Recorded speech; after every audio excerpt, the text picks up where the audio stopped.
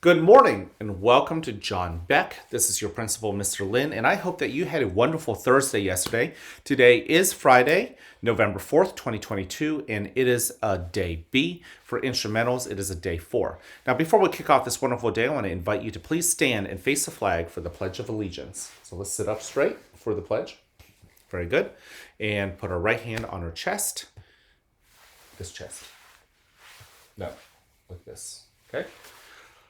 I pledge allegiance to the flag of the United States of America and to the republic for which it stands, one nation, under God, indivisible, with liberty and justice for all.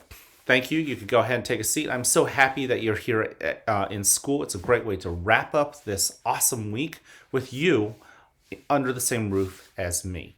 Now, let's go over our lunch menu. We have 4 choices as we always do. Your first choice is a Big Daddy's Pizza. That's your hot meal. Choice 2 is a Warrior Munchie meal. Choice 3 for kindergarten, 1st, and 2nd grades, the lunchbox meal with turkey. And then, of course, for our 3rd through 6th grade students, it's a turkey sandwich meal. Last but not least, as always, choice 4, the sun butter sandwich. So there you go. We have 3 expectations here at the school. You already know what they are. Be responsible, be respectful, and show that you're ready to learn. Those are the 3 R's.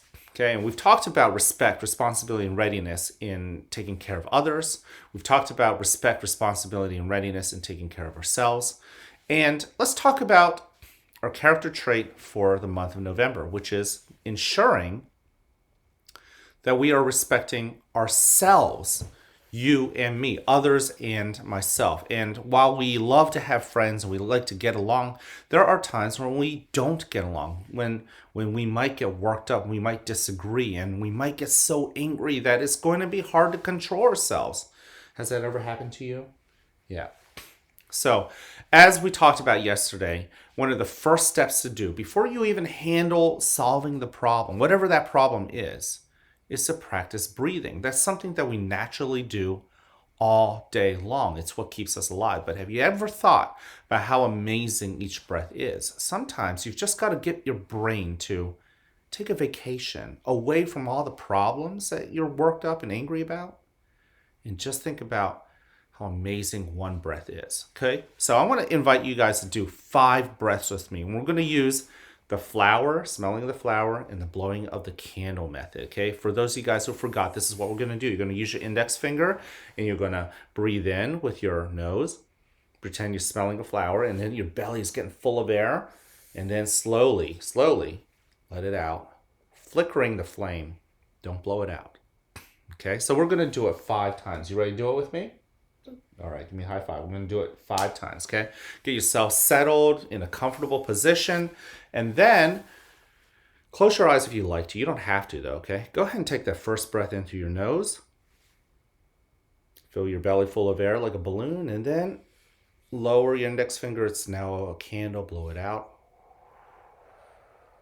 Awesome job, Audrey. Awesome job for all of you guys who are joining me. Go ahead one more time. Breathe in. Ooh, not too fast, right, Audrey? You want to do it nice and slow, and then slowly let it out through your mouth. Notice your shoulders relaxing. Let's do it another time. Breathe in, but not as fast, slower. And then slowly breathe out. Now, you might notice that my other hand is actually touching my belly because when I breathe in, I want to feel that belly get filled with air like a balloon. And then slowly, one last time, let it out as slow as you can out through your mouth. Now, boys and girls, if you did it with me and you really tried, you took 4 amazing breaths. And they are breaths that you might not have paid attention to, but now your mind was paying attention to your breath. Yeah, we were supposed to do 5. Maybe we did 5. I can't remember. But here's the point, guys. You gave your brain a break. Now, you could get back to whatever it was that was making you upset, and you can help solve it, right? Because now you're a little calmer.